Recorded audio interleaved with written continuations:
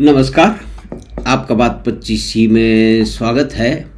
तो बात 25सी में आज हम बात कर लेते हैं कि हमारे देश के जो बुद्धिजीवी हैं या कि दुनिया में भी जो बुद्धिजीवी हैं, उन्होंने जो भी परिवर्तन हुए हैं टेक्नोलॉजिकल यानी कि तकनीक के क्षेत्र में परिवर्तन हुए हैं, उनका पुरजोर विरोध किया है, बड़े जम के विरोध किया है।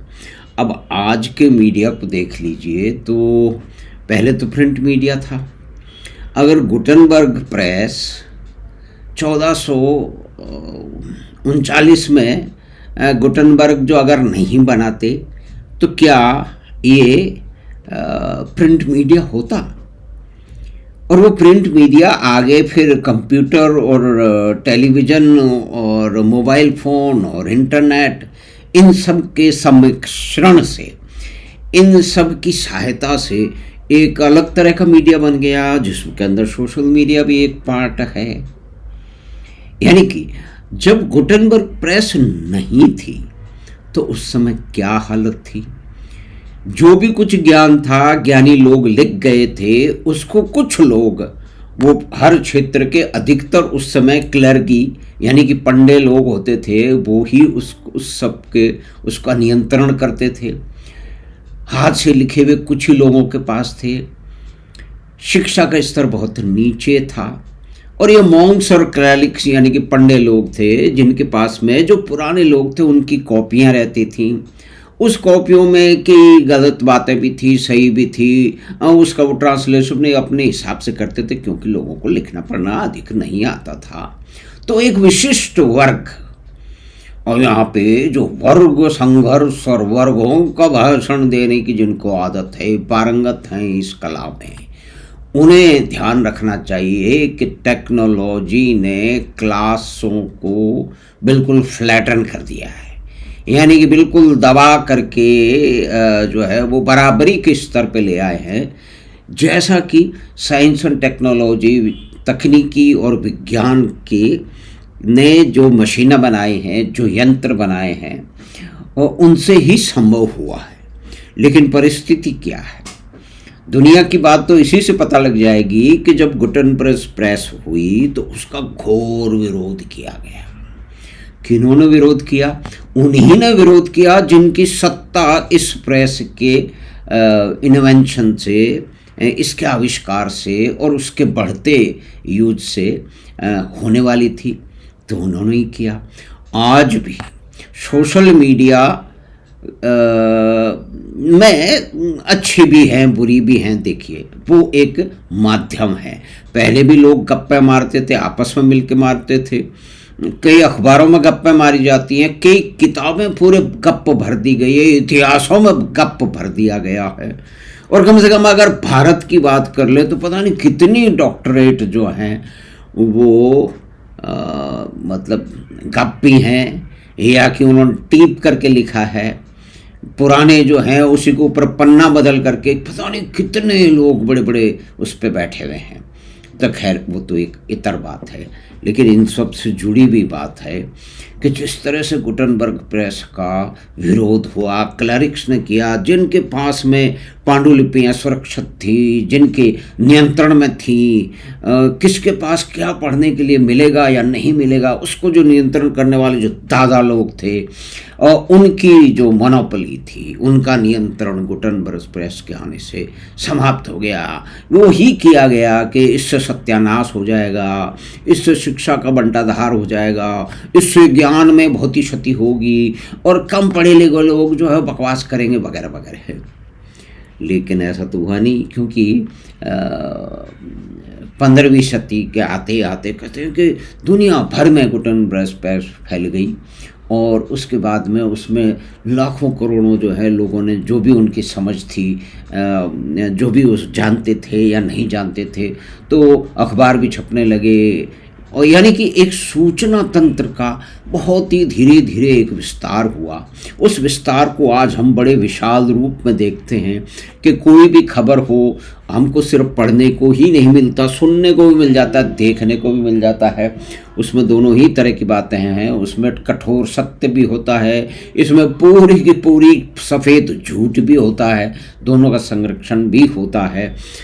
इससे कुछ फ़ायदे भी होते हैं तो उससे कुछ नुकसान भी होते हैं। अब वो तो चाकू और नश्तर और चाकू और एक डॉक्टर के हाथ में और एक हत्यारे के हाथ में की बात हम सुनते रहे हैं। लेकिन आजकल क्या हो रहा है, जितने भी विद्वान लोग हैं उन्होंने आर्टिफिशियल इंटेलिजेंस का जो है वो मजाक उड़ाना और उसको एक भय का वातावरण, कुछ इशू अवश्य हैं उसमें, लेकिन क्योंकि भय का वातावरण बनाना, एक कॉन्स्पिरेसी थ्योरी को बीच में डाल देने की, इसमें बहुत सारे लोग हमारे पारंगत हैं। तो उनका ये कहना है कि अभी आर्टिफिशियल इंटेलिजेंस आ गया, ये एक तरह से यांत्रिक मशीनें बन के दुनिया पर कब्जा कर लेंगी। अब ये एक तरह की कल्पना है, उसमें छोटा मोटा कोई अंश हो सकता है क्योंकि मशीनें बहुत ही अब उनकी जो क्षमताएं हैं वो लगातार बढ़ती चली जा रही हैं, आगे से आगे बढ़ती चली जा रही हैं। लेकिन एक मनस्थिति जो है, जिन दादा लोगों के पास में कुछ अधिकार हैं, कुछ सूचनाएं हैं और उसके ऊपर वो नियंत्रण अपना रखना चाहते हैं, तो वो कोई भी नई तकनीक का पुरजोर विरोध करते हैं। तो आप देखिए कि 1940 में गुटेनबर्ग प्रेस के आने के बाद में जिस तरह से उसका विरोध हुआ, वो जो तर्क उस समय दिए जा रहे थे आज आर्टिफिशियल इंटेलिजेंस के लिए दिए जा रहे हैं। अगर भारत के हम कुछ उदाहरण ले लें, यानी कि हमारे जो इंटेलेक्चुअल हैं, जिनको पता है कि वो समाज के बारे में जानते हैं, मनुष्य के बारे में जानते हैं, सामाजिक जो है वो न्याय के बारे में जानते हैं, वो ना पता नहीं क्या क्या के बारे में जानते हैं, तो उन्होंने तो बड़ी बड़ी बात की है। यानी कि उन्होंने कई बार साइंस किसी इस तरह के लेखकों और कवियों के बीच में बैठने का कभी कभार मौका मिल जाता है, तो वहाँ देखते हैं कि विज्ञान की तो ऐसे हे दृष्टि से देखा जाता है, किसी मशीन को ऐसे ही तुच्छ उससे देखा जाता है कि कुछ समझ में नहीं आता है। लेकिन ये एक मनस्थिति है, वो एक उसमें गए कि भाई हम कहानियाँ किताबें लिख रहे हैं ना, ये ही सत्य है, बाकी कुछ नहीं है।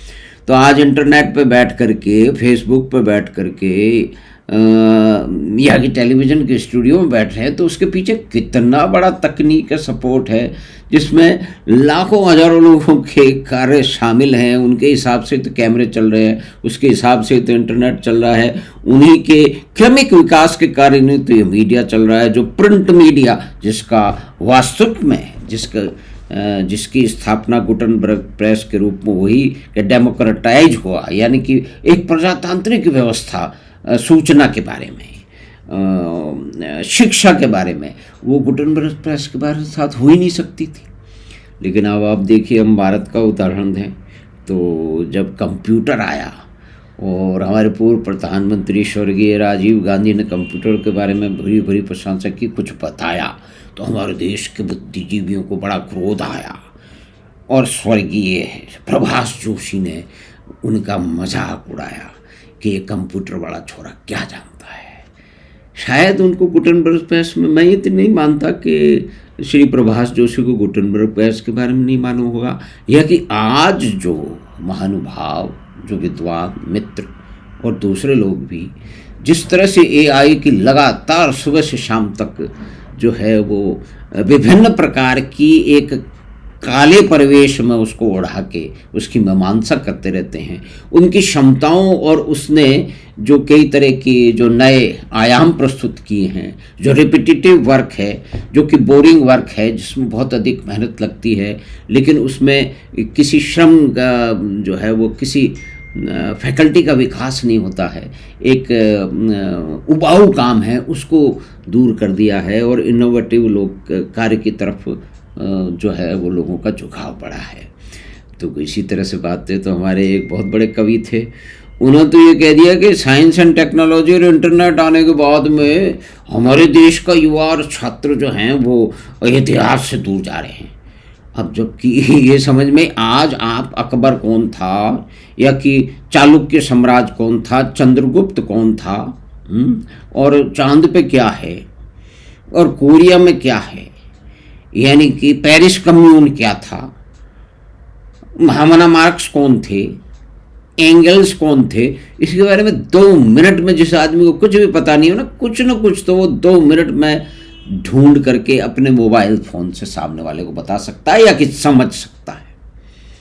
तो ये साइंस और टेक्नोलॉजी ने जो आयाम बढ़ाए हैं, जो डेमोक्रेटाइज किया है, जो प्रजातांत्रिक व्यवस्था की है, जो दादा लोगों की दादागिरी को ध्वस्त किया है, उन्होंने जो लंबे लंबी दूरियां थी उसको फ्लैटन कर दिया है, तो परिस्थिति वही है। गुटेनबर्ग प्रेस का भी पुरजोर विरोध हो रहा था, उसको बताया जा रहा था कि इससे सत्यानाश हो जाएगा ज्ञान का, सत्यानाश हो जाएगा शिक्षा का, सत्यानाश हो जाएगा पुस्तकों का, हर अमला चमला पुस्तक लिखेगा, देखो भला ये कोई बात है।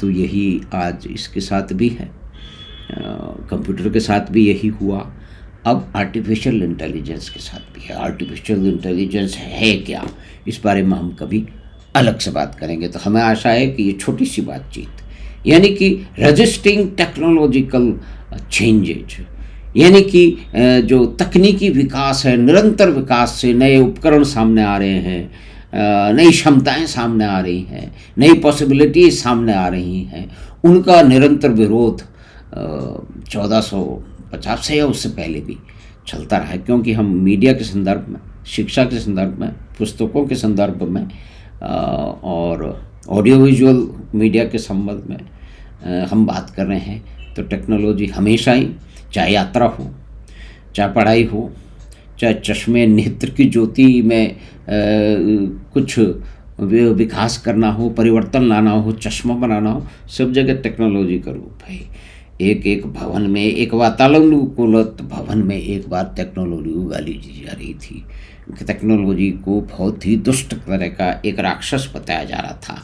संयोग से मैं वहाँ उपस्थित था, तो मैंने ये कहा कि हे मित्रों, ये जो भवन जिसमें आप बैठे हैं, ये भी एक टेक्नोलॉजी का ही हिस्सा है।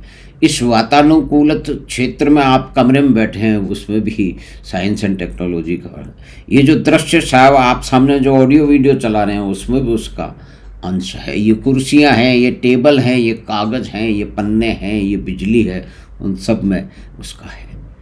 लेकिन कुछ लोगों को उससे धक्का लगा, क्योंकि उसको तो वो तो टेकन फॉर ग्रांटेड ले रहे हैं। तो खैर, हमने ये बातचीत की, हमें आशा है कि ये बातचीत आपको पसंद आई होगी। तो आप चैनल बात 25 को सब्सक्राइब करें और लिंक अपने मित्रों और परिवार के साथ साझा करें। हम आपसे फिर मिलेंगे बात 25 की अगली बात में। धन्यवाद, नमस्कार।